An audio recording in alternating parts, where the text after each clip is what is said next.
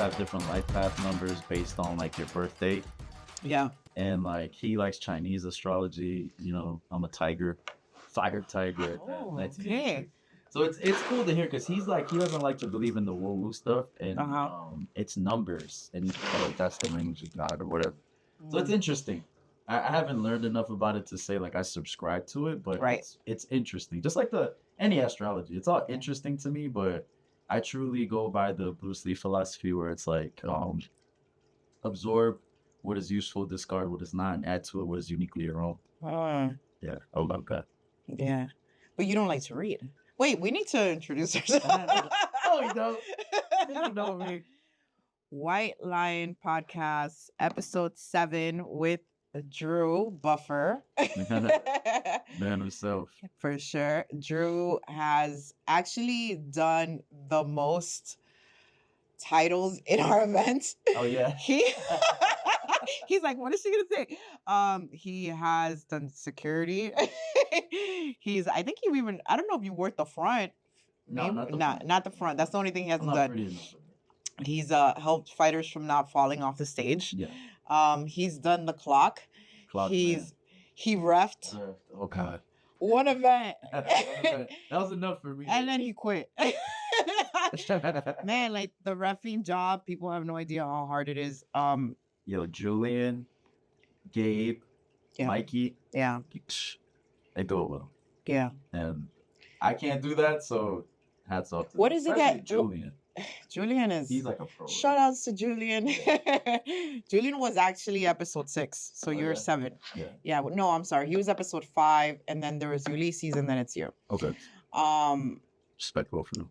Yeah. I'm cool. That's good. What is it that you didn't like about reffing? Good. I don't like. Okay. You have to make decisions on the fly, like very fast. Yes. And it's not that I'm opposed to that, but the decisions mean so much to emotional people. And like when I reffed, I stopped. I called a bad call. Right? It's a bad call. I remember. EBI overtime, right? With the girls, right? With the girls. Okay. All right. I think Catherine was one of them. Ashley. Boo. No, it's That's kidding. Ashley. That's not the thing. That's sorry. Kidding. All right. It was a bad call. Yeah. And Julian was yelling at me. All right. And it was just like. This is Julian. Yeah. Right. But Julian's very passionate about reffing. I love it, right? Yeah. But I remember like, that. He was like, no. Like, the girl. Yeah, I remember that. That was, me and Julian man, that was like White Lion 2. Yeah. Me and Julian have like an inside joke of like, we're gonna yell at me for this today. You know what I mean? Right? It's like it was the reffing thing, and then when I was Clockman, he yelled at you for something else? Yeah, because I got ADD, like, you know what I mean? Like Wagner was talking to me, and I'm like squirrel, and I had some. He's like time. He's like, yo. I was like, oh shit, my bad.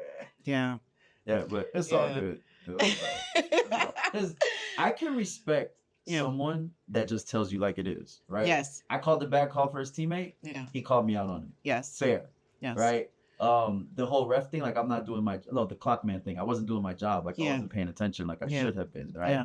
And he called me out on it. Right. I could respect a man like that. What I can't respect is like an overly emotional man that's gonna go behind my back and talk shit. It's like we're men. Right, if I didn't like the way Julian talked to me, like really didn't like it, I could have called him outside. He's a fighter. He would have fucking let me out there. We would have had our thing. Yeah, for sure. And he would have respected that too. Yeah. Because he's so shot out that he would respect it back. Hell yeah. You know, so yeah, why do men like act like women sometimes? So I am I don't know. I guess I could say I'm like an alpha woman type, you know what I mean? So when I see a man that acts like that, where they act with hypocrisy and gossiping about another man or a woman. So I tend to find a lot of men that talk about women behind their back. And I'm like, what are you doing? Like, you're acting like a chick. I can't respect that. I really can't. And I can't even imagine for another man to hear that another man's talking about him, because that's just strange. Do you think you find that a lot in jiu-jitsu? More so on the internet, right? Because in jujitsu, you know, we have the ability. We can fight each other. Yeah. Right? If we don't like each other that much, we can fight. I haven't experienced it too much in jujitsu because I just like I have the people I fuck with in jujitsu, and then everybody else, like I might be friendly with them, but like I don't like hang out Well, with them it or is train with also them. different when you're a gym owner too. Yeah. So Drew owns his own gym. It's called Yes. A&M. What is the location to A&M? It's in Fort Lauderdale. Fort Lauderdale. Yeah. So you guys should go and stop by. Yeah. Come through open mat every Sunday, 12 p.m. But to go back to your question, right? Yeah. It's I'll tell you, in the last 2 days, right? I've spoken to two women. You're one of them, and you talked about, you know, how your child's father isn't there, Correct. right? And he just doesn't want any part of it. Cut. No, I'm just kidding. No. I was kidding. Oh, okay. No, I was kidding. I was kidding. Okay. My bad, bro. No, I don't care. I'm very open. Okay. Mm-hmm. Actually, three in 24 hours. Okay. Okay, that's the problem. Yeah. Is that there's not enough men raising their children. Yes. So if you have the mothers raising their child, you're a direct reflection of your leadership. Most likely, you're gonna act like a woman because that's who you're being raised. You think by. so? Yes. I literally had this discussion today about somebody else and with the person. He says, the guy tells me, I feel a little soft, and I feel that it's because I never had a dad and I was raised by my mother and my grandmother. And it's hard for me to accept that because my kid is not soft. Okay, so that's just one aspect. I'll say Yes. me, right? I was raised by my mother primarily. I Okay. had my dad till I was 6. Then he went to jail. Right. He came back when I was around 9. He kind of like was in and out until I was 14, and then done. But my mom is like, she's the one that raised me. Right. Okay, my dad had a little bit of input, but it was mostly my mom. And I can tell you, I understand emotions Mhm. more so than most men I know because of that interaction with my mom, being raised by her. Now, I also get like the confidence for me to be up on stage talking, you know what I mean? From your mom. Yeah, That's amazing. right. But that part though, okay, the risk taking Yes. from my mom for sure, but also my dad too. The fearlessness. I mean, I get that from both of them. To be honest, I got my warrior spirit from my mom. I do feel that we are born with our own characters. Like I look at my mom and I see some traits of myself. Yeah. Like the other day, she popped off on somebody in the street, and I'm like, yo, you're like 70, you can't be fighting, like, you know. So I'm like, I can see where like I get certain things, and then I'm totally not like her, Yeah. you know. So like what I had told the young man today was, you can't blame other people for how you are. And you can't. Like, you can't give the excuse that, like, oh, I was born with my mom and my grandmother, so that therefore I feel soft. You're already putting that in your mind. You know, Yeah. when you start thinking like that, you start believing that you are. For sure, because words are powerful. You right? know what my Words kid make tells us me? shit. He's like, Mom, do you know how many successful men have been raised by just their mother? And he's like, LeBron James, Kobe Bryant. And he went off and off about like these famous hardcore athletes that are not soft. Yeah. You know? But yeah. Yeah. But So to continue this discussion, Yeah. I don't like really using the word soft because it's like yeah, I know. That was just today's no, I story. understand that Yeah, was the yeah. word that Yes. he chose. right? Yes, But I want to dig more correct. deep into that. That's Yeah. the word he chose. Mhm. Right. But what he's speaking to is the bigger issue of men not teaching little boys how to become men. Yeah. Right. In every ancient civilization, there was always a rite of passage. Right. You look at the movie 300, right? It starts off with the rite of passage where the little boy had to go into the wilderness and go kill a wolf or a lion, whatever it was. I think it was a wolf. Yeah. Right. And then when he comes back to the tribe, it's like now he's a man. Now he could go train and become a Spartan. Right. So that's just the cinematic version of it, right? But we had that. We had tribes, right? In every tribe, at a certain point, the men take the little boys away from their mother and kill the little boy inside of them. You ever seen in the Amazon how those kids put their hand in those gloves where they have the bullet ants? They catch bullet ants, right? They put them in a mixture of herbs that puts the bullet ant to sleep. Mhm. And then they take I don't know if it's bamboo or palm tree, the little palm things, whatever. They weave gloves. I think it's bamboo. Yeah, I and think. they put the ant's ass down, right, stinger down, and you have to put your hands in this, and then you have to stay there for a certain amount of time, and you cannot make a sound.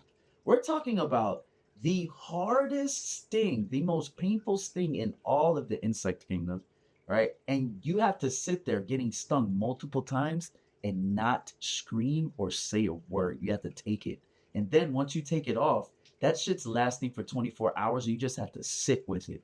You're gonna feel like you're about to die, but you cannot emotionally react to it. That's crazy. That's the act of killing the little boy inside of you, right? We don't do that.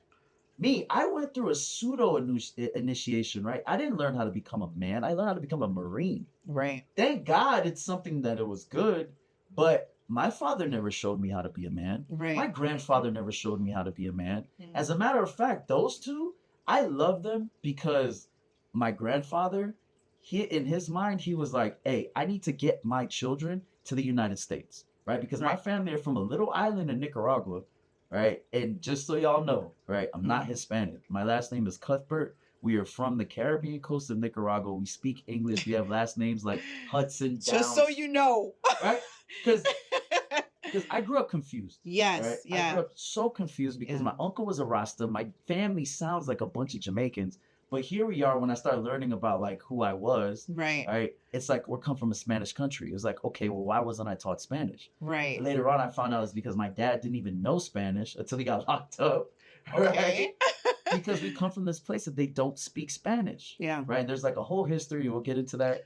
So the country of Belize, I had an ex-boyfriend who was from Belize, Yeah, and he didn't speak Spanish. those are our descendants. And our Yes. ancestors are Jamaican.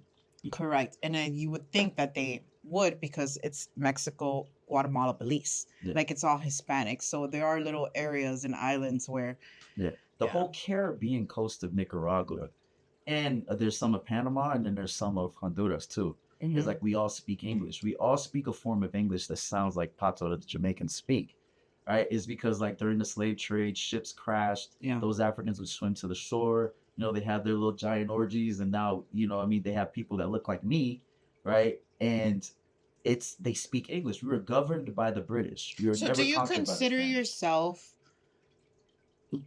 Black American, or what would you consider yourself? Like, because you're not African American, right? You wouldn't say you're African American, No, or but you would I say believe I'm like a Afro, like native, because that what I was talking about, like the Africans and the indigenous people mixing, right? Right. Out came tribes, Mhm. right? The main tribe was the Mosquito. And if you look up the Mosquito history, right, one of my grandfathers was one of the last kings. Actually, my dad's dad was supposed to be the king, right? But I don't know what ended up happening with that. But his name is listed as pretenders, like somebody that's supposed to get the crown, but they never did. And why I feel so passionate about this shit is like reading like the history and how like the British soldiers used to talk about the Mosquito people. He's like he praised the way that we used to track people, Mhm. praised the way that we used to fight, the way that we used to hunt, the way that we used to fish. Right. And then I'm supposed to just be like, oh, I'm Hispanic. No, I'm not. Right? My people are Mosquitoes, so Yeah. like I'm Mosquito. Yeah. Right? I have the records to show it. I see it, right? And we're just not the same people. The people on the islands are not the same people in the capital. So But you're still a Black man. yeah, for sure. Right. So are you aware that you are what I think the first Black man to open up a jiu-jitsu school in Miami? Really? That's cool. In Me and my Florida. cousin. Yeah, you Yeah. and your cousin. Yeah. I mean, I try to Black sit owned back Florida. and I try to look at the history, and I've never seen a Black-owned jiu-jitsu school in Florida. Oh, Do you know of one? hey, he's gonna hate me for saying this, but Gabe's school. But Gabe doesn't consider himself. Does he? Does No, he? I don't know. I think Most Dominicans he's don't. like, It's I'm funny. Dominican. Yeah. But like, yeah, like he speaks Spanish, so I kind of put him as a Hispanic. I don't know. But that's Don't like. I don't know. Is he like? It's such a thin line. but I'm gonna say this. Right? Yes. Hispanic is your ethnicity, right? Right. But if you're a black Hispanic, you're black. And if you're a white Hispanic, you're white. And if you're mixed, you're mixed. So Gabe same would be shit. a Black-owned I would school. think I would think so. Was he before you, or was No, A I and thought M? mine was first. Okay, so then he doesn't even fucking matter. Good, no, Now, that's Next, an example. again, the first black-owned school Yeah. in Florida, at least South Florida. Yeah, for sure. I don't know about North Florida. So if I'm wrong and you guys know of somebody, please let me know. I know there's Lloyd Irwin up in DC. I know there's Marvin Castell in California. I'm sure that there's a couple other black-owned schools. There's a lot of Brazilians that do descent as black, Black too. but I don't I don't know if they consider themselves black-owned. Or they consider themselves, it's like a thin line. So, but as far as when it comes to Drew, I think you are the first black-owned jiu-jitsu school in South Florida. Yeah, there we go. Boom. Creating legacies around. Legacies, yes, titles. Yes. Yes, so much respect to that. When I first got into jiu-jitsu, I used to date a lot of black guys. or I still do. Anyways, and like I came into the scene and there were girls who would be like, there's some good looking guys in jiu-jitsu. And I was like, where? And I'm still like, where? But Gosh, she just called me up base. no, it doesn't count. Yeah, but I was like, why aren't there a lot of black people in jiu-jitsu? I feel like I don't know why. Do you know why? I have no clue. I mean, first off, black people represent such a small part of the population, right? It's only like 13%. Right. That's part of it. Yes. But I forgot who I heard talking about this, but that I think Sean Strickland, that if fighting offered the same opportunity that a professional basketball player or football player would get, like those millions of dollars, we'd see a lot more black people doing combat sports. And then, and he was like, they dominated too. Oh yeah, 100%, 100%. Can you imagine, like at my school, we share with XPE. XPE trains a lot of the football players that are trying to get into the NFL during the combine. Right. Which is the first 3 months of the year, so I get to see this. And those giants. Yeah. If those giants were on the mat, they would destroy you. You know what I mean? I'll try to ultra heavy would be done. Yeah, exactly. Even on steroids. So I do have a lot of NFL clients, and I have like UN players, and I have a lot of football players, and they are huge, right? So big. Giant. I have this one player, and he was like 20 years old, 21. He was a baby. Like he was like, "Yes, ma'am," like it was like, but he looked so huge. I was literally like up to his like waist. Yeah. And I was, and I can't think about doing that. I'll be like, next. No, we're not even rolling, bro. Next. It's crazy. I do wish that there was more black people in jiu-jitsu, because I do feel that there's not enough. And I don't know why. I still don't know why. I feel like it's just weird. For me, it's weird, And then again, we are in Miami, so we're like, there's barely any white people down here either. No. White people are the minority here. Yes. Yes. Mm-hmm. Yeah. I don't know. We'll see. Maybe. Yeah, it is interesting. But I think it's the opportunities. I really think what Sean Strickland said was on point. Yeah. Could be. He's on point. Yeah, with certain things. Yeah. But we didn't finish going through the whole man thing, because you said that you don't, the excuse thing. You said something about excuses, right? And I just wanted to touch on that. Yes. Because the way that I look at life, okay, you have somebody that is displaying a certain behavior. Mm. Okay. So the first thing that I look at, right, and it's probably like my coaching mind, is like, why do they act like that? Mm. Okay. If it's a veteran, it's like, how is the PTSD, affecting them right now? Right. Right? Like, oh, why is his back towards the door? I mean, his back not towards the door. Why does he not people on the mat, right, talking, and why is he over there in the corner? You know what I mean? Like, I like to, and it's not like and like your experiences or your traumas isn't an excuse, but human beings are always trying to make sense of what we can't make sense of, which is life, right? So if I can look at a man and say, you know what, you probably feel that you're soft because you were raised by a woman. I'm going to start there. okay, and say, okay, it makes sense, right? I get it, right? You rationalize, you meet them where they're at, and then you say, okay, well, then what type of man do you want to see yourself as? And Mm. then they're like, oh, well, I want to be a strong man. Okay, so what do you think you need to do to be strong? Oh, lift weights, do jujitsu. All right, cool. Yeah. Yeah, start there because you're gonna So get. it's funny you say that because the young man, I hate to, Yeah, no, I'm it's a gonna good send him this example. podcast too. It's a good example. He actually was discussing how there's some men that look more fit than him. So I could tell that he had insecurities, right? And it all falls back. I've actually noticed. So what I do for a living besides this is a massage therapist to sports athletes, to all. Thank you for your service.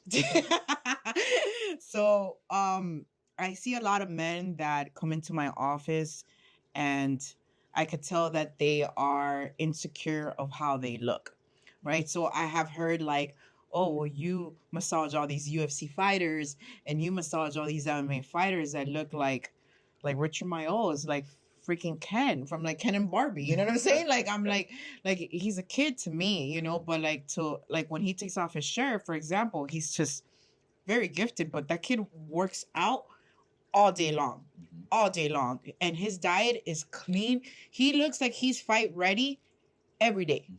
Where most fighters are not fight ready every day. They have to cut to look a certain way, etc., etc. Anyway, so I hear the, oh, well, they look a certain way, and you could tell, like, I don't look like that. And I find that men are more harder on themselves than women. And I feel like they hide it better than women do. Women are super insecure, but I think men are even more insecure. You know, I see it because they take off their clothes and they'll start apologizing. Oh, I'm sorry. Or like, and I'm like, what are you apologizing for? Like, I see naked. I've been doing that for 12 years. I've Yeah. seen all different types of bodies. Yeah. You know what I mean? So going back to the young man, he felt that, you know, he needed to be more fit. And then I was like, well, what do you got to do? You got to work out. It's all about consistency. And then he had tried jiu-jitsu at one point too, you know, but what happens? People fall in and out of jiu-jitsu for whatever reason. You know, he's just very inconsistent what he wants. He seems a little lost, but he seems just like super inconsistent. And like for me, it's like if you want something, and I told him the same thing, if you want something, you're gonna work hard for it. You know, you're gonna have a goal and you're gonna be like, okay, this is my goal and this is what I want to do and this is what I want to look like. Just fucking do it. You know, easier said than done, of course. I mean, You know? everything's easier Yeah. said than done. But like even just the fact that like he doesn't really know how to make goals and stick to them, that's something a man would teach him, Mm. right? Because look, the reason why there were initiations for right and rites of passages for boys is because you need other men to teach you how to be a man. It's not like that with women, right? Women, you guys thrive on feminine energy, and one of my mentors told me this, and he wasn't wrong. He said that you can never, no, a woman's intuition is never wrong, Mm. right? And the worst thing you could do to a woman as a man is make her not believe in her right intuition, right? So you have that intuition. You guys bask in feminine energy, so you don't really have to be taught that. It's just like a feeling, and you go with it, and you're usually right when you follow your intuition, right? Men, we don't have that. We don't have that superpower, right? So we have to like teach each other like how to be strong, right? How to build yourself up, right? You don't have any value. How do you build yourself up, right? And the only way that men get this is by other men teaching them. That's why dudes tend to thrive once they get into jujitsu and they like get hooked into it, Yeah. because you're around hardworking people, men and women, right? But it's mostly dudes, right? And now you have some guy that's been like a black belt, like, okay, I'm a black belt. I've been doing this thing since 2009. And it's like me and a bunch of people in the room that have been committed to this thing, right? Most people, most men, like growing up these days, like they don't understand that type of commitment, right? So they have to be taught. So I think that's the issue. Is like, So you feel that a black belt would teach a white belt young man to become a man? through his actions, if he understands like what it means to actually be a black belt. And what I mean by that is like you're a black belt. Because you look up to the higher rank, correct? So I'm gonna hit another subject right now. Yeah. So being a woman coming into that environment. Why I you don't know. laughing? Why you laughing? Where my mind went, and I think that's where you're going. Yeah. Being a woman into the environment and having which I hate the term daddy issues. I just feel like it's the same. Like you could look at that at a man and be like, oh well, you have daddy issues too. You know what I mean? Or like mommy issues or whatever. You know what I mean? But what we're talking about is daddy issues. Correct. So a girl could obviously have that as well. If the father's not in the picture, it goes for the woman. If there's a young boy or a young girl, goes for that too.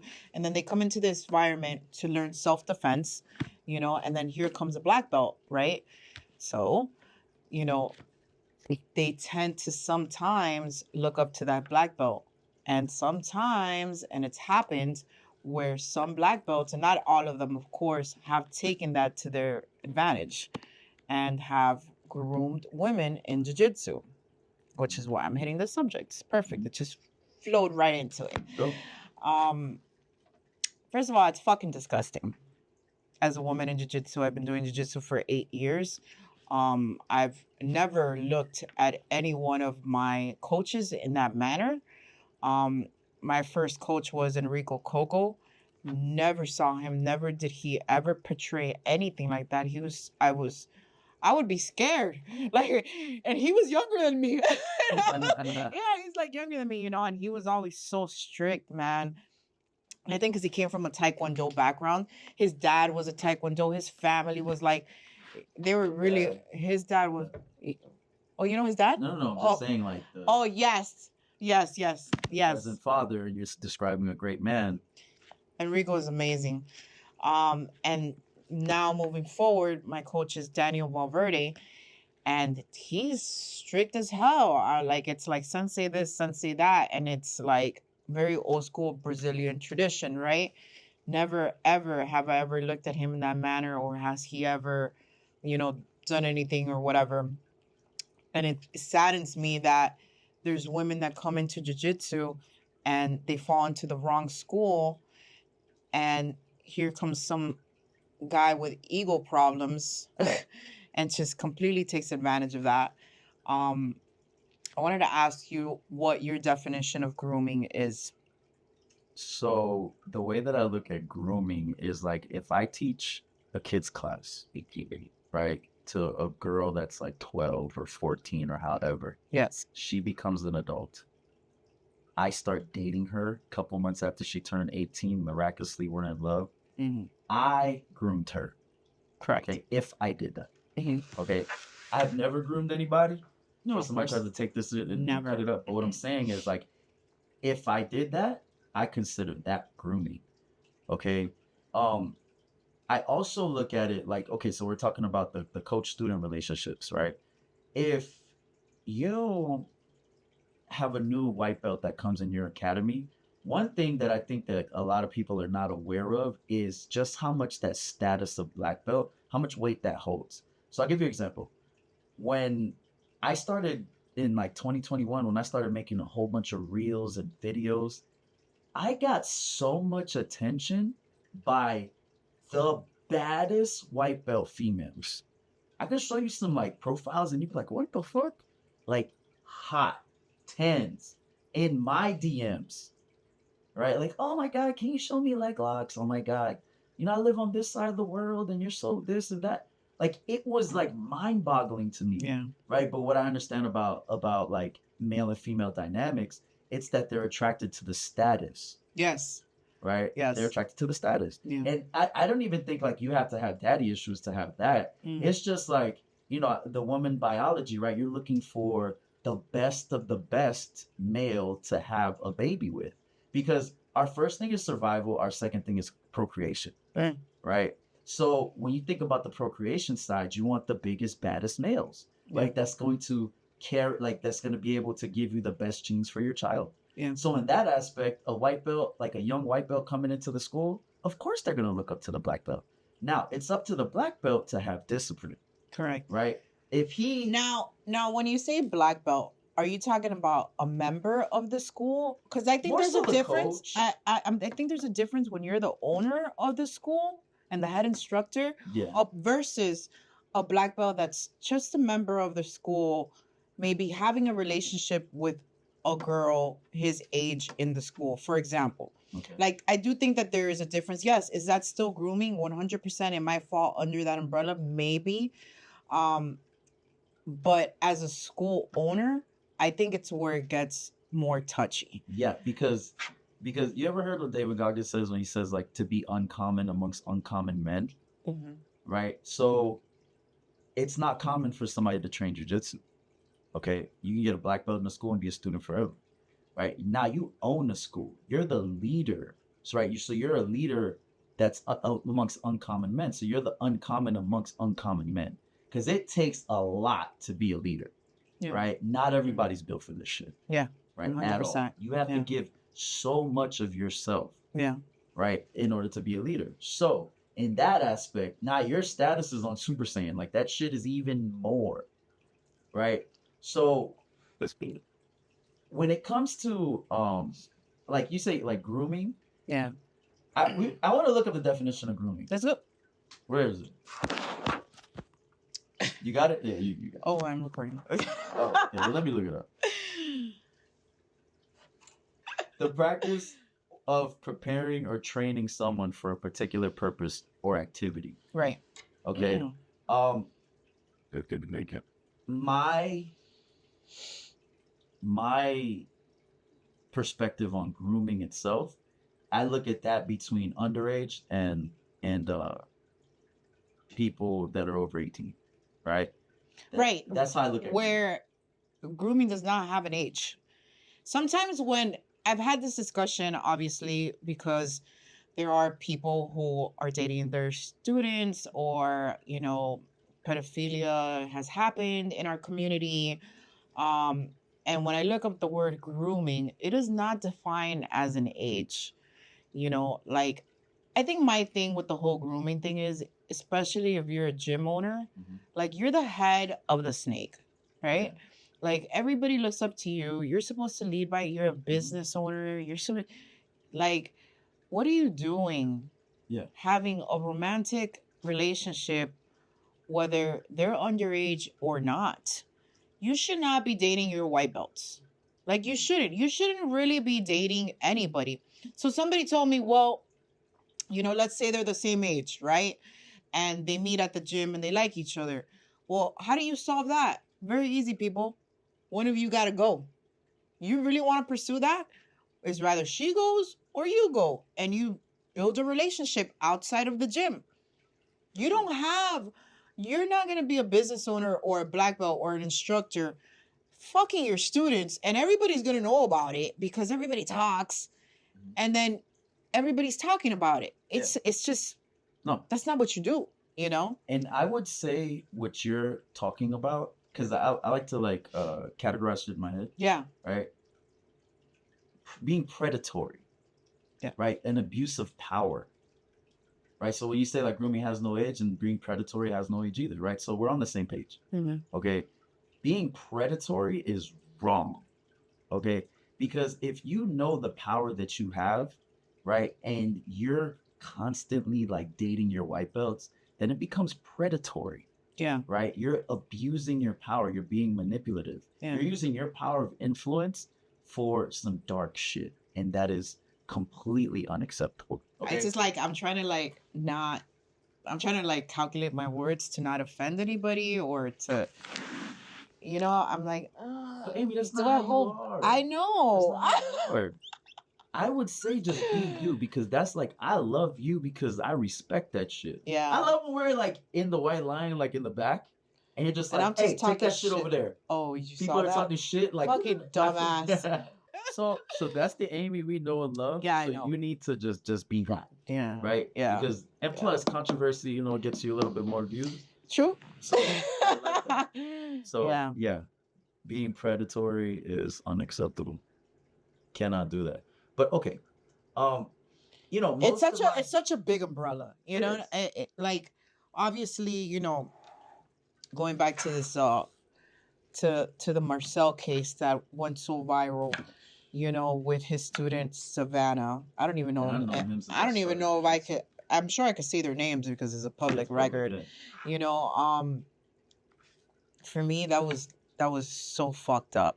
One, because I know Savannah and I met her as a little girl.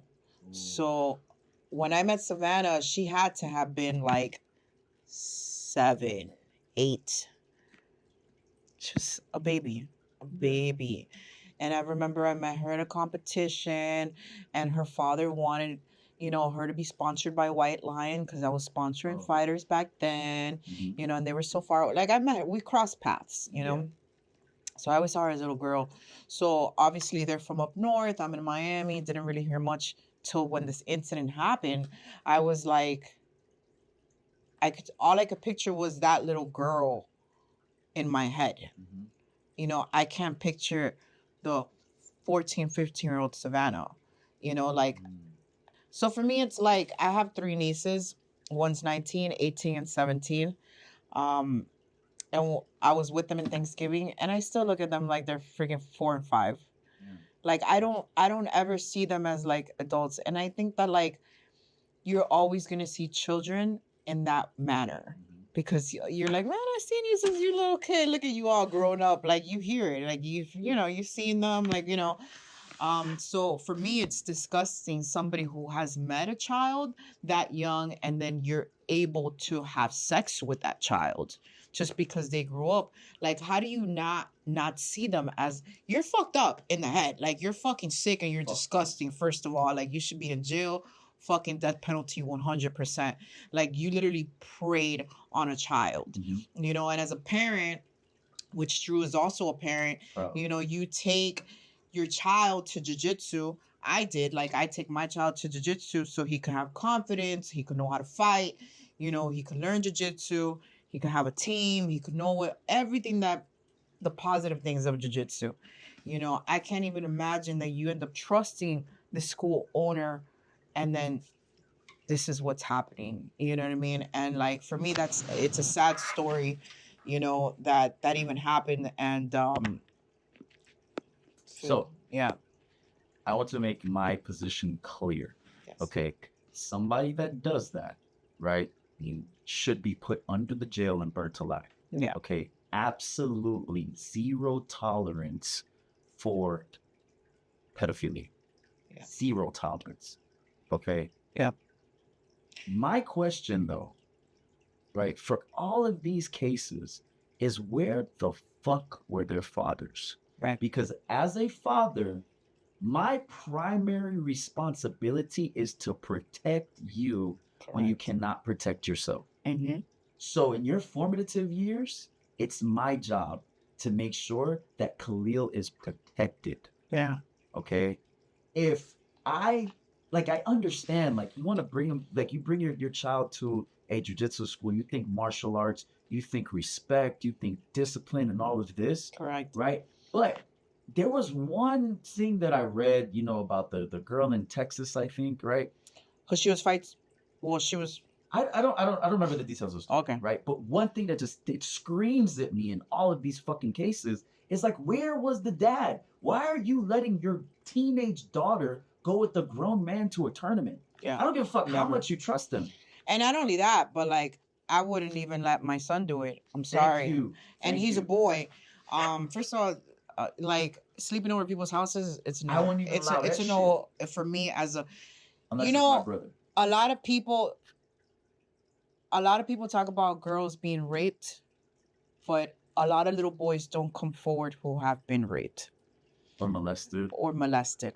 Yes. And like if I read right, I believe that the little boys get molested more than the girls. And it's not really like brought up to light. They're raised to be men. You don't talk about stuff like that and all this stuff. And you're supposed to portray yourself as like this tough guy, and then it's shameful and whatever. It's looked down upon or whatever. I think that there are cases of little boys getting molested, that have not been brought up to light. I think that like if your pedophilia it's out there, man. It's out there, and you really need to be protective over your children. And you're right. It's like where were the parents? And at the same time, I'm like, as a parent, like I'm kind of like, this is so sad. Like, Cut. it's like, we're the parents. How can I judge him or her To be busy. giving this trust to somebody who you thought you could trust? Sometimes we're not perfect as parents and we drop the ball, and you look back and you don't know how that parent is like, yo, how the fuck did I let this happen?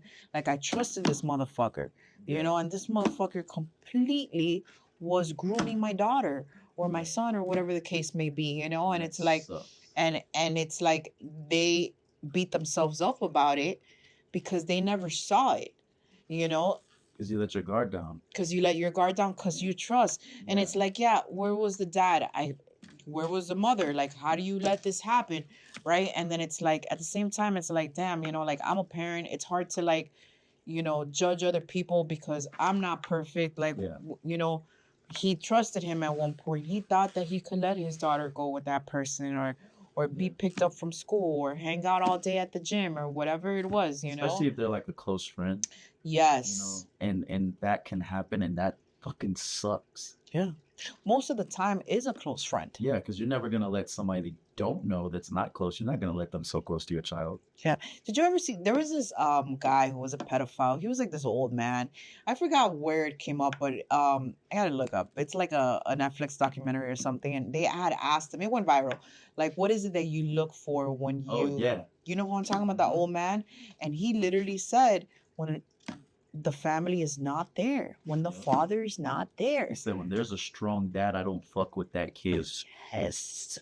Right. Yes. It's something I learned in the Marines called being a hard target. Like in Iraq, if you're looking lackadaisical and you're just like being all complacent and stuff, that's when the enemy will attack you. Right. Right. So, but if you look like a hard target, like a man that's attentive, a man that looks strong, a man that takes care of himself, right? A man that's just, present. Yeah. You could be around, but being present is different. Yeah. Right? A man that's present, a fucking pedophile wouldn't dare. Yeah. Because they know that if, God forbid, they ever did something, they would get fucked up. Yeah. I also feel that these subjects, like these situations that are happening in our community, are killing our business at the end of the day. Like, I know I had a conversation with a black belt who he wants to open up a school and he wants to have children. And I was like, would you put your kid in jiu-jitsu? And he's like, unless I'm not the owner of that school, I would not. I do not want my children doing jiu-jitsu. And this is somebody who's a black belt. Like, I'm like, you literally went through all the belts. You've been here for years. And you're literally like, I don't want my kids in jiu-jitsu. He's like, I'm a man. He's like, what if my daughter has a fat booty? He literally said that. He's like, and I know she will because, it's my... And I'm like, okay. And he's like, men, look at that. I hear it in my gym. I hear them talking about the other girls, and he's like, I don't want my daughter in that environment, and it makes me sad because it's like jiu-jitsu has done so many positive things to me, and I look at my nieces and I'm like, man, you gotta learn something like self-defense. You have to build that confidence. So, you walk in an empty parking lot, at least you know that you could try to defend yourself in whatever way, But I also see it as far as a promoter aspect. Every year there's less and less girls in our community. I literally call the women in jiu-jitsu a dying breed. People are like, why aren't you giving the belts to women? Well, where the fuck y'all at? Where are you? Yeah. There's really not a lot of girls competing. And I get it that, competition is not for everybody. But, like, no matter what school you go to, there's probably no more than 5 girls per gym. And there are those gyms that have a lot of girls. Like, Fight Sports has a lot of girls. There are certain gyms that have a lot of girls. But we're talking about 95% of the time, they don't have a lot of girls. Yeah. It's just, when I was at Zen with Enrico, I was the only girl. Wow. And there was another girl that would come in and out because she was a nurse. Barely saw her. Sometimes at MMA Masters, our girls leave and they come. The most we have is like 3 or 4 or 5. No, we're just talking about a dying breed. But yeah, I think all these pedophilia and grooming affects our gyms. It affects everything, Yeah, right? Yeah, yeah. the gyms. But did you see the movie Sound of Freedom? No. It was about child trafficking. Yeah, I haven't seen it, but I heard it's good. It was masterfully done. Masterfully done. Um, I suggest anybody go watch that movie just to be aware, because the way that it started off was just insane. I don't know if you want me to say it just to start, or if you want to wait till you watch it, but it was insane. I'm gonna watch it. And some people don't give a fuck with certain things too, but the way that it started was insane. But yeah, because it can happen, boy, girl, no Yeah. matter what age, 100%. you know, it can happen, and that it's so like I don't even know. There's like no words for it on how popular it is amongst the elites or whoever the fuck. Like I don't understand it whatsoever. I don't understand how a grown man could be attracted to a minor. I don't get it. Don't understand it. But it is. You're never going to. I'm never going to understand that either because it's not something that's understandable in a normal mind. You have to be sick and demented to think any of that is fucking normal or try to understand it or be like, I think I figured it out. There's no figuring it out. You're fucking sick. You're disgusting. Yeah. You know? But anyways. So this is so. But just to take it back to what we've been talking about most of this conversation, strong men fixes all of this shit. Yeah. Right? If you're a strong man and you take care of your responsibilities and you are protecting your children like you should be, the more of that we have, the more hard targets we have as families, it ain't gonna happen. Right? They're not gonna be able to get them. Yeah. So that's how I feel about that. But one thing I wanted to touch on, right? In the Marines, they had something called fraternization. Yes. Because you have officers, right, who have to go to college and they have like their officers, and then you have the enlisted. Okay, officers cannot hang out or date. Even like a sergeant who would be a non-commissioned officer or corporal. Okay. You can't date one of the lower ranks, right? You can't and I think it's to prevent like the predatory behaviors, even though the military is one of the worst places for sexual harassment and assault. So I don't know. But moral of the story, guys, do not date your students. don't fuck your students. They'll fuck up your environment. Yes. Obviously, Yeah. But hold on. See, now I'm going to play devil's advocate. Right? Okay. But so the Marine Corps doesn't want you being predatory, right? Or the military. Okay. But they would allow an officer to marry someone. Okay. Right, of a lower rank, or a higher enlisted person to marry a lower rank. Okay. So if it's not predatory, right, is it okay, like if a coach and a student just vibe, right, and they just like have that vibe? You said one of them has to go, right? But what if like the That's what I think. That's what I think. If you're trying to have a romantic relationship in your gym, especially as a gym owner, I don't think it's correct. You don't shit where you eat. Okay. What happens with that is, let's say your relationship does not work. What is that going to do to your gym? It's going to create problems. Yeah. In any business and any big corporation, they actually tell you, hey, some people are like, you shouldn't really be fucking shitting where you eat, It's, to me, that's just my opinion. If you want to date your students, you're not breaking the law. Yeah. You're not going to go to jail for it. That's on you. I frown upon it. Yeah. I do. That's my opinion. Yeah, just from what I don't respect it. It's like, for me, you're using your higher power. It does fall into the grooming category for me. You're the higher belt. She's the white belt that doesn't know anything. So she looks up to you. And, you want to teach her. And it's just, why don't you go find somebody outside of the gym? Or maybe you can't. So in seeing in companies and like the jiu-jitsu thing, like just looking at it from like a human nature perspective, I would think that it happens because you like people that your values align, right? So if you're hardworking, disciplined, goal oriented, Of right? It's course, hard of to find course.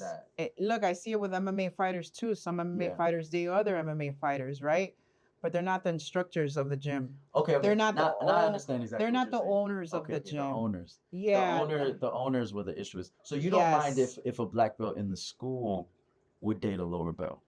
If they're not an owner Mhm. and they're the same age and they're vibing, as a gym owner, for me, if I was one, you can't control what people do. Yeah, But you could bring it up and sit down and talk to them about it. yeah. Hey, you guys, I think somebody told me, and correct me if I'm wrong or whatever, you guys could comment below him, DMs, whatever. Mhm. The B team supposedly has a like a rule, like if you date each other or one of, have you heard about this? No. So I love it's it. and I'm sorry if I'm wrong, but I only heard it through somebody else that if you date each other and one decides to leave because you break up, you got to pay for that person's membership for the rest Yeah. of it. Did you hear about that? No, I didn't know the B team does that, but it's very Yeah, fun. so they're like, okay, so like if me and Drew were dating and then, you know, we break it off and then I leave, you know, he's got to pay for my gym membership for the rest of it. I thought it was Yeah. genius.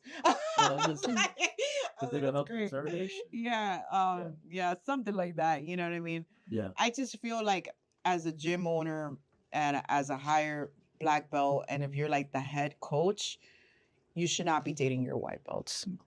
And I'll ask you, would you ever date one of your students? No.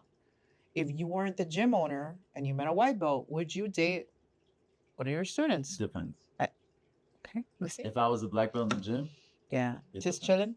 It depends. Because the for me, where like the whole don't date your students thing is Yeah. like it could affect the business, and the business is number one. 'Cause Correct. The business feeds my child. Correct. Right. But if I'm a student in the academy, right, and a let's say like a 30-something-year-old woman comes in there, we Mhm. just vibe, Yeah. you know, and my intentions are pure. Because Exactly. where I have a problem with it really is The age. no, well, yes, age, but more so, if you date this girl, you drop her, you date that one, you drop her. Like, if you start doing that, you are a predator and you gotta go. You're a problem. You're a problem, and you got a problem. Then you're just a fucking predator. to Yeah. me, right? I've never had that issue with my coaches, right, or any of the higher belts in my gym. But if one of them started doing that, like every new girl that comes in there, you're in their DMs and like you're dating this one for a little while, and then you stop and then you start dating that one, even if they don't leave. So if I catch wind of it- actually, it's funny because I actually know a girl who is like that. Isn't that interesting? So is it different if you're a girl and you do that? It's okay. You know, these subjects that we hit, like, it's such a big umbrella. And there's so many different perspectives and how you look at it. If you're the gym owner, if you're just a member, if you're this, you know what I mean? Yeah. Like, it's so touchy, you know?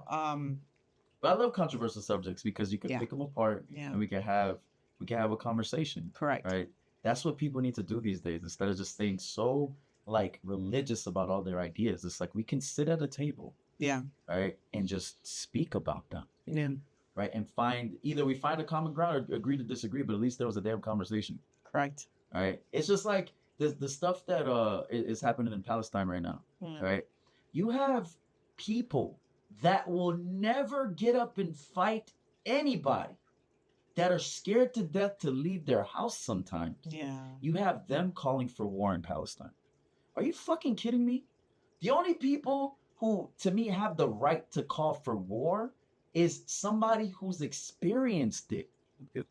Right? And guess what? All my veteran friends, I have not heard or seen one of them talk about, oh, there needs to be a fucking war.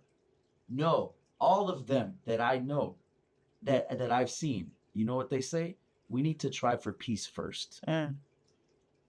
There's a lot of shit that goes Yeah. on in back of the scenes when it comes to war, right? That people have no fucking clue about. Right. Because all they think is good guys and bad guys. Let me tell you, that's not how this fucking world works. Right? There is no such thing as a good guy and a bad guy. I'm sorry to break it to you. Sorry to break it to you. Break it to Not me. to you, not to you. That's why I pull it. Just kidding, There's I'm no, no. Whose pockets are getting greased? Yeah.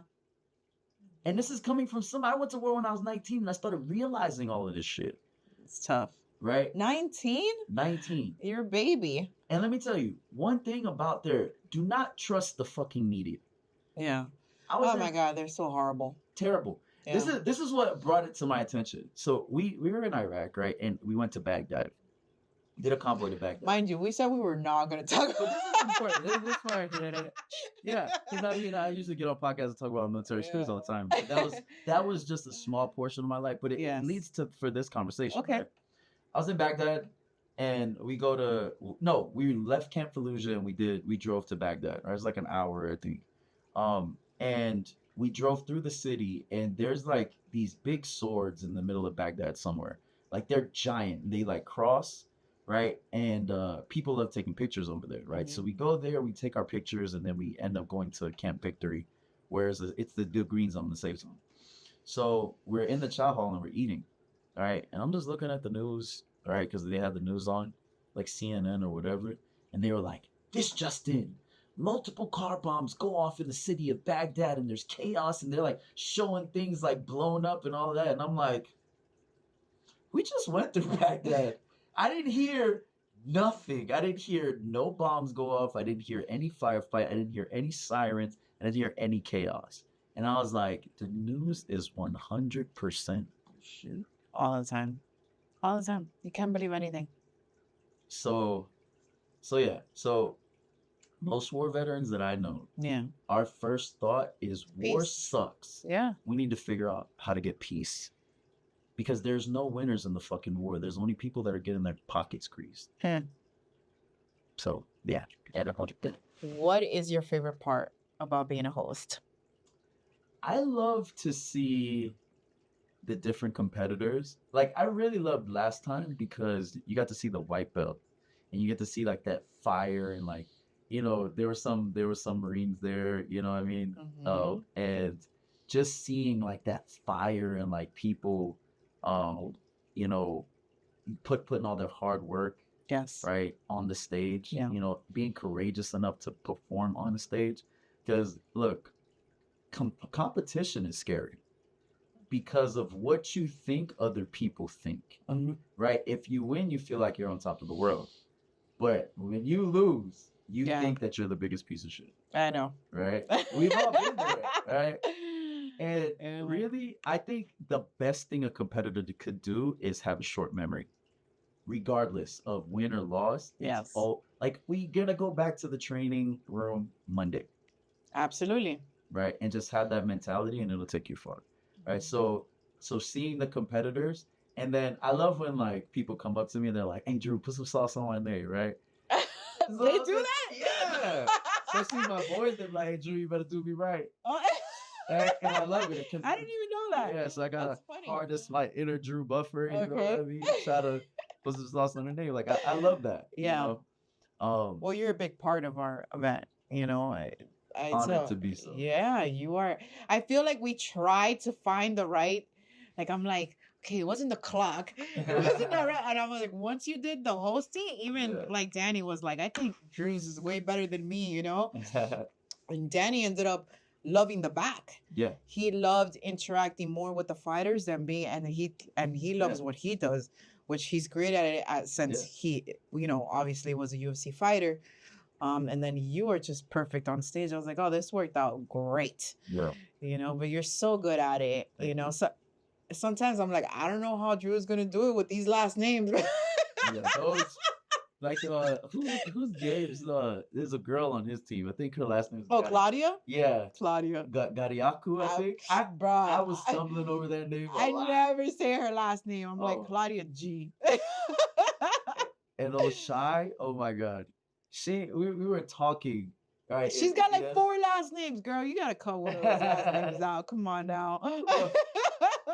But prior to like her DMing each other, she was just like, "You better not mess up my name." I was like, "All right." And she sent me a voice note on how to say it, and I still fucked it up. And I remember like as she's about to compete, she looks at me and she's just like, "You fucked it up." And then she goes to compete. I'm like, "Damn it!" But she One wins, job. and she And wins. she won some of the night too. I was Yeah, like, good for her. Maybe Shout I out to pissed her. Shy. maybe I pissed her off enough. Maybe you're like, You know what I mean? motherfucker got my name wrong. That's cool. Yeah, but I did give her Skittles. I stole some of your Skittles and I gave it to Shy. Oh, what the Okay, fuck? That's for staff. Oh. I confessed. I'm glad you like the hosting. Yeah, love it. That's awesome. I mean, I've always liked being on stage. You know, You're good at it. Thank you. There's a part of my life that most people don't know, because they just see like the jujitsu shit. Mhm. But once upon a time, me and three of the veterans started a group called the Combat Hippies, Okay. and our thing was post-traumatic growth and how to share our experiences on stage doing poetry and theater, and how to, spread that message of post-traumatic growth using our own experiences. We had a whole theatrical performance. I had a big old afro, like really went deep on like the combat hippie shit, right? It's like you would never even think of it, but I love performing. So you That's just see awesome. that as Drew Buffer, right? But Bro, I can't get on the stage for nothing. I turn red, I choke, I start stuttering. I'm like, don't ever, it's not my thing. yeah, But behind the scenes, it's funny how you say, like, you have to act on. I think that's my superpower. which is great. I heard people once before. I don't know if it was on a podcast or something, but you have the people that do good in front of the camera, Yes. the person working the camera, or the one editing. You're gonna Yeah. fall into one of those. Yeah. The principle of that. You're gonna fall into one. Yeah. Yeah, and do one better than the others. What's your favorite submission? Heel hooks. Heel hooks all day. 'Cause Okay. you could take down giants with a good heel hook. You could take some, IBJJF black belt McGee, and you could surprise them with a heel hook. What is the least thing that you like about jiu-jitsu that you don't like? Laundry. Swear to God, every day. It never Yo, stops. it It does doesn't not stop in my house, bro. It's crazy. Like, just like that laundry, but like everything else too. It's Yeah. just, it's never ending. Yeah. Because I mean, we spend too much time talking about the pedo shit, because that's absolutely number one, but the second is the fucking laundry. Yeah. I can't stand it. Every day I'm just like, because I it's know. not just your sweat, right? And Yeah. you're horrible. It's everybody else's. It's so gross. And then it just gets all, and then if you wait to wash it, geez, like it's terrible. It's terrible. So, How many students do you have in A&M? young, it is so fit. No, you don't. Yes, I do. What? Yes, God loves me. And my cousin. Yes, he does. Yeah, I love being my cousin. Amazing. I didn't even know you had that many students. Holy crap. Yeah, it's amazing, and I don't do we don't market, and we don't do I don't. It's word of mouth. It's word of mouth, and we're blessed to be in the location that we are. Because we're right next to Extreme Action Park, and we're off of 95 and Commercial. Like, we're in a great area. But the one thing that the school gets praised about the most is our environment. Because I don't do sales, Okay. right? Motherfucker will come in, and then they'll look around and they're like, "Oh man, the gym's so great," right? And then I show them the schedule, and I'm like, "Look, if you want to do everything on the schedule, $250. If you want to do just one program, $179, or like you want to do grappling, $179. You want to do striking, $179." And then they're like, "Oh, okay, like I'm gonna let you know, blah blah." And I'll be like, "Listen, one thing that I learned in the Marines is something called the esprit de corps, which is the spirit of the thing, right? The spirit of the corps, the spirit of the team. That's what I prioritize over everything." Yeah. Okay. So once you leave those doors, I'm not going to call you, and I'm not going to try to find you. It's like, because I focus so much on esprit de corps, you're going to love the environment, because we're going to train hard. We're going to talk a lot of shit, and we're going to support the fuck out of each other. Right. If you can get down with that, by all means, come train. If you can't, please go somewhere else. Yeah. Right. And I have no issue firing anybody, and I have no issue kicking someone out. Good. Right. I've kicked out, I think, 5 people at this point, and I fired 1. So I'm sure those are good stories for another day. Do you have any plans for your future? Are you planning on coming back to competing? So the competition thing has been tough for me, right? Because I don't only have jiu-jitsu students, I have MMA students. Yeah. And the whole philosophy behind, like, you can't serve 2 masters, it's really showing up in that aspect. And you very can't hard. be a great coach and a great Yeah. competitor at the same time. It's true. And Even as a business owner, sorry to cut you off, like, I struggle with training and doing White Lion. It's like, and I still try to compete, and I'm trying to compete in 2 weeks, and it's like, it's a lot to juggle. But I also tell myself that, at this age, I feel like everybody's in the same boat as me. Yeah. Since I'm doing IBJJF, same age, pretty sure we're all in the same boat. So That's a good perspective. it is a good perspective. By this time we're probably moms and we're all working. We're not fucking 18. If I was doing the adult for Worlds, maybe, but Yeah. I'm doing masters. And I actually did compete like a couple months ago, Mm-hmm. and I lost. Right, that dude fucking laid on me for 10 minutes. He was an MMA fighter, right? Yeah. Those damn MMA fighters. Cool dude though. It was cool dude. But I couldn't do shit. But it was funny. Like the match itself sucked, right, for me. Mm-hmm. Okay, but during the match, right, King Mo is in his corner, right, and he has me in the corner. My head's like up against the fence, and like he was like in my close guard or in mount or something, and King Mo told him to do something, and I was just like, yo, stop telling this motherfucker what to do. He's happy as fuck. In the mid match, and the cameraman started laughing. He started laughing. King Mo started laughing, and it was like having those moments where like it's just hilarious. That's cool. To me, right? And then afterwards, well, actually, my whole team like showed up for me. Yeah. That was great. Like, you just hear them like just yelling, screaming, talking shit. And afterwards, it's like I just got beat, but you would have never thought that because of the way that they just were just there, and they were like, "Yo, coach, like, that was great, like whatever." And I'm like, "No, it wasn't," but I'll see you guys again on Monday. But it was just so cool to just see how much they supported me through that. Right, because it's usually the other way around. Of course. So it was really cool to experience that.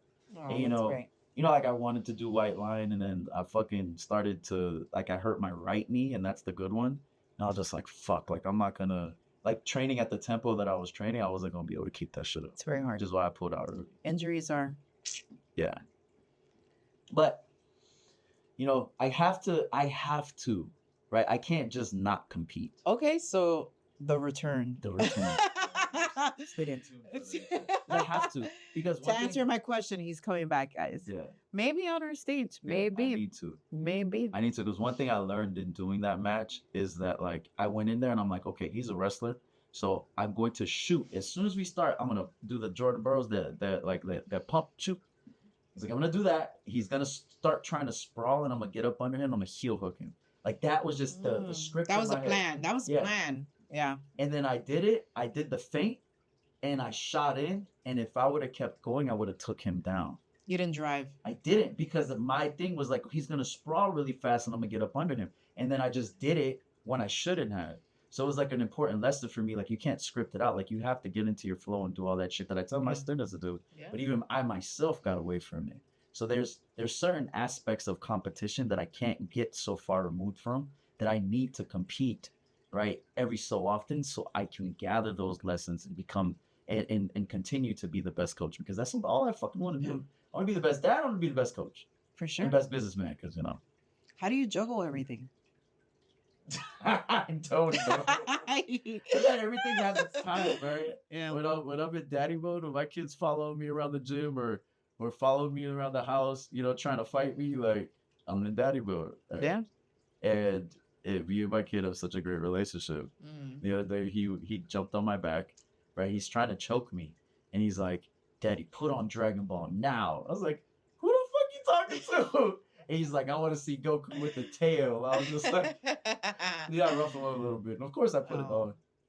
But, that kid's great. So, yeah, I don't know how I juggle. I just do it. Thing. Thank you so much for coming in. Yeah, I think we covered a lot. Covered enough. Yep. For sure. Drew Buffer. He is that man. We're out.